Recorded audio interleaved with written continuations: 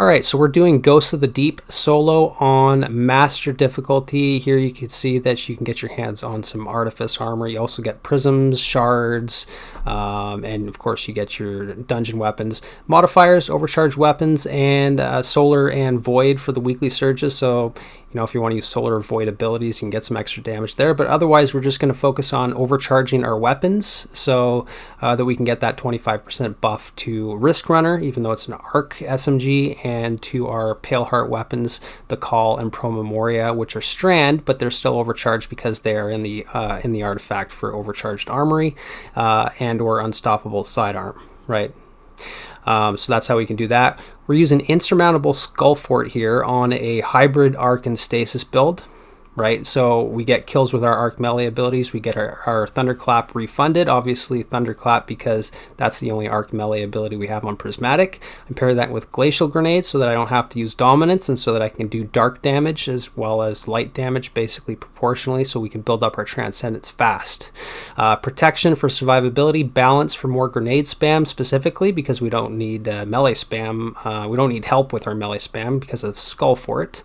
Facet of Bravery is actually pairing really nicely here with the Call and Promemoria because we can kill enemies so often with our melee, right? We can just always have unraveling rounds on those really good weapons. Stat distribution was as follows there, primarily focused on discipline and resilience, and you'll see my combat mods there. You can snapshot that, but I actually did this run and you'll see it at the end of the video. I did it on the wrong loadout. So like I was using this base bit, you know, the same artifact mods, same abilities, aspects, fragments, but I had my combat mods set up for something totally different. So I wasn't even making orbs with my strand weapons. And I think I had like tier 2 intellect instead of tier 3. Oh, here you go.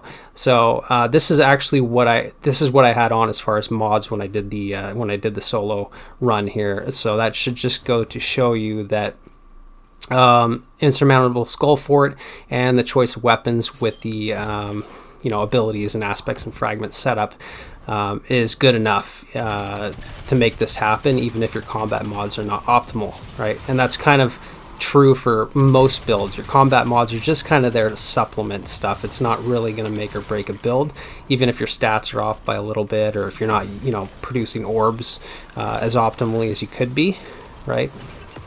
So yeah, that's basically the rundown of the build there. We can use our Thunder Crash on the unstop here right at the beginning because we're going to get it back by the time we need to use it again, right? So I think after running through this a few times just to kind of get the hang of when I should pop Transcendence, when I should pop Thunder Crash, I decided to just use Thunder Crash on the unstop right away. And then I usually have it back for the Light Bearer. Right, because after you do three zones of clearing ads, right, the Orange Bar Wizards, etc. Once you get to that third zone, you get the Light Bearer that spawns, so you can use your super there again as well. And then for Transcendence, I always have my Transcendence basically every second zone. I can get my Transcendence back. I build it up very fast with Thunderclap and Glacial Grenades, and then, you know, even just using my weapons proportionally, you know, switch over to Risk Runner every now and then. If you're taking arc damage from, especially from the wizards, Risk Runner really does go to town and does quite a lot of damage. So yeah, even if you're not doing like rocket sidearm damage or machine gun damage, Risk Runner is still pretty good, right? But the idea is just use everything that you got, and you're going to have Transcendence like very often, right? So this middle spawn, the second zone here, is often the most oppressive spawn of ads. Even though it doesn't have the Light Bearer, you get multiple wizards and Orange Bar acolytes, and it's yeah, it can be pretty oppressive. So that's when I do like to use my abilities there, such as Transcendence. If I was using like a roaming super, maybe I would prioritize things differently. But yeah, so we can slam our Diamond Lance and do a really wide radius of freeze, and then yeah, this is pretty nice. So I mean, we don't need Consecration, do we, for this build? This build is primarily focused on speed, and I've been wanting to test this in this encounter specifically because, as you may have, if you've been following the channel, I've been using Insurmountable Skull Fort since the beginning of the final shape for farming the Pale Heart for my prismatic build, and I've done one dedicated video on it, and I've talked about this build on my podcast as well. So yeah, you can check the channel there for the alternate version, which I use on the Pale Heart. Right, so we just used our Thunder Crash back on the Light Bearer there, like I said, and we've got Transcendence again in time for getting back to the ritual area so that we can take care of the wizard and all the ads and stay alive while we reveal the deep sight and look for the symbol and dunk it so that we can get to the next unstoppable spawn, right, which would be the ogre on normal difficulty. On master we've got an unstop, right? So, and obviously we're not going to have our Thunder Crash. I don't believe we're going to have our Thunder Crash back for the unstop spawn here, but that's okay because we've got Diamond Lances, we've got an Unstoppable Sidearm, we've got Promemoria, we've got a Glacial Grenade, which we can also, by the way, use as a wall to protect ourselves, which is kind of nice, right? And we can even freeze the unstop with it. So like what I did right there is that I just froze the unstop with the Glacial Grenade, waited until his little halo around his head stopped glowing, so that indicates that he's available to be stunned again, and then I made the I shattered him so that he actually stunned, right, so that we can finish him off.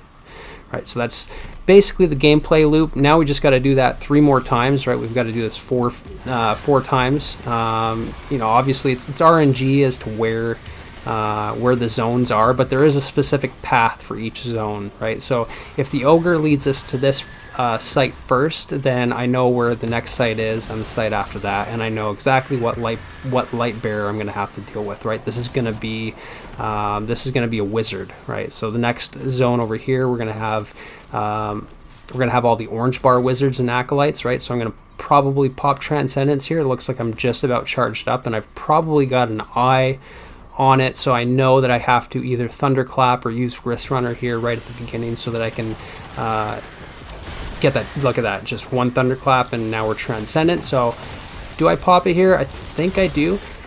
But yeah, super cool with the Glacial Grenades is, you can shatter them. So unlike Consecration, which I don't know if Bungie's going to fix it or not, or if they've even said anything about it, but Consecration is very buggy with shattering crystals. It doesn't seem to work unless you detonate something near the crystal with your Consecration, and then you basically collaterally shatter the crystals, right? So Consecration will not directly shatter stasis crystals, whereas Thunderclap does.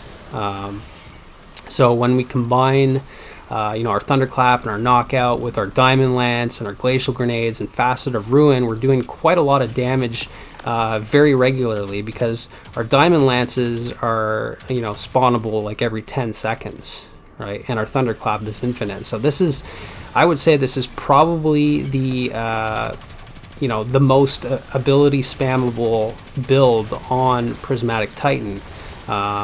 Even more so than, obviously, Consecration is much more lethal, and it's still very spammable, especially with like the current artifact mods that we have, like Transference and whatnot, where you just get an insane amount of Transcendent energy back as you do damage. But yeah, so I mean, this is a very good build. It's I can say that confidently now because here I am. I'm doing this in master level content where I'm able to survive, for 16 minutes straight and complete the encounter. Maybe a different story when I'm up against Ektar, right? I don't know if it would be so survivable there, but it's definitely holding up here, just with some slight modifications to aspects and fragments, like I said. But for the Pale Heart, obviously, I was just thinking this is, perfect for speed. It's never really going to hold up in endgame content, but yeah, it is holding up. Now, will it hold up when we no longer have galvanic armor, right? That's another question to be discovered post Echoes, right? Depending on what we have in the seasonal artifact. Galvanic armor is kind of like, I can't remember, somebody could tell me exactly how much damage resistance it's giving us, but I want to say that it's a lot. It's like woven mail like Woven Mail on release levels of damage resistance, which at that time when Woven Mail came out, it was like 60% DR, which was just insane. And it kind of feels like that's what galvanic armor is, right? And I think it might be close to that. But yeah, that is the one downside to the seasonal artifact, is it doesn't necessarily give you a clear, clear picture of how certain builds hold up post season. When you go from season to season, is it still going to perform similarly, or is it going to be completely different? I think it's still going to be good, but you're going to have to supplement damage resistance. So like I'm using Thunder Crash here, but it's really not necessary or optimal to even use Thunder Crash necessarily, right? Like I just like Thunder Crash. I'm kind of a Thunder Crash junkie, even though I know it's not doing a ton of damage. It does perform well enough here. It's good enough for light bearers. It's good enough for unstops if you can get that initial stun off. It basically does what you need it to do here, just as good as any other super, right? We're not doing damage versus Ektar or Samuma right now, so that doesn't matter as much, right? In that case, I would probably go with the axes or something else. But maybe we can still benefit from similar survivability post echoes when we don't have galvanic armor, just by using Blade Fury as our super, right? So not only can we survive while we've got our super up, we get that roaming damage resistance, we can suspend enemies, it's a fairly long-lasting super, but we can also pair it with a fragment called, Fragment Facet of Purpose, right? The one where you pick up an Orb of Power, and it gives you a buff that is relative to the super you have equipped, right? So if we have a Strand super, then Facet of Purpose is going to give us Woven Mail when we pick up Orbs of Power, right? So we might have to modify like our combat mods so that we can actually produce Orbs of Power more regularly and pick them up easily, and that way we can just use Woven Mail to make up for the fact that we don't have galvanic armor, right? Because I'm not using Woven Mail here. Obviously, if I was using Woven Mail and stacking it with galvanic armor, then we'd probably be even more tanky. But like I said, we're doing solo master content here without all of that, stackable damage resistance, anyways. So we're doing just fine. And as I mentioned in the intro there, I was using the wrong combat mod setup here, and I did this whole thing with concussive dampener only. That's it. I didn't even have. I had empty slots on my chest piece. I literally just had concussive dampener, which I would never do. Like if I was paying attention, I would have ran probably concussive and arc and solar for this. Maybe even void instead of arc, because I've got risk runner to cover arc. Because we've got void from the ogres and we've got solar from all the acolytes, right? But I would say that solar is the more frequent damage type that we're taking here. So yeah, I ended up I think the combat mod setup that I showed you is what you should run. So that was concussive and solar, and I'm using charged up here, right? So for my for the function of my armor charge, this is one of those setups where I've got my armor charge dedicated to ability spam and build uptime, right? So I haven't used any of the surge mods or the fonts, right, to boost your stats. I haven't really been doing that this season because our weapons are so good, and some of our abilities are super important, right? So like I can use special finisher if I really want to just make sure that my rocket sidearm is always shooting, right? So I often do that. But for this setup, which originated from my Pale Heart setup, was to it's basically to make Insurmountable Skullfort work consistently all the time, because it's inevitable that sometimes you will lose your melee, right? You're going to miss an enemy because they're going to move out of the way by the time your animation if it completes, right? Or you're just going to not kill an enemy. You might misjudge the health on a tankier enemy and you've just damaged them, but you didn't kill them, and now you've got no Thunderclap. And now your gameplay loop is basically at a standstill. Right, you can't use your Thunderclap, which means that you can't proc knockout, you can't get healing, you can't produce orbs of power, you can't get armor charge, right? So that's when you die with this build, right, is when you just lose that gameplay loop. So what I do with my armor charge is I put everything into finishers and kickstarts, right? Because you can stack those two and there's not much conflict of interest, right? You would never want to stack kickstarts and finisher combat mods with fonts, right? Because then you have fonts like the blue colored armor charge are decaying, right? As soon as you get armor charge, it starts decaying, and then you don't have enough armor charge to actually make your kickstarts work, right? So you want to stack armor charge without it decaying, so you just use yellow mods, right? So I'm using 1-2 finisher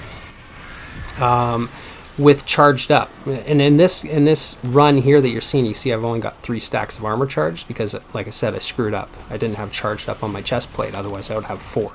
But you get a more optimal, it's just a more efficient setup to have 4 stacks of armor charge. You just get a much better refund on your 1-2 finisher, right? Because 1-2 finisher doesn't give you a complete thunderclap back. Like, it'll give you about 90%, right? Maybe 85, something like that, I want to say. So like if you try to do a finisher on an enemy with 4 stacks of armor charge after you messed up and you lost your thunderclap, you're not going to get it back 100%, but you're going to be very close, right? And then you're just going to have to wait a few seconds. But if you've already got like 10% of your melee charge back already, and then you go and do a finisher, you're going to have it back. You'll get it back 100%.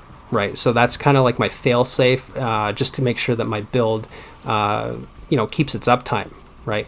But also I run grenade kickstart because I want to use my grenade often, right? Because why not?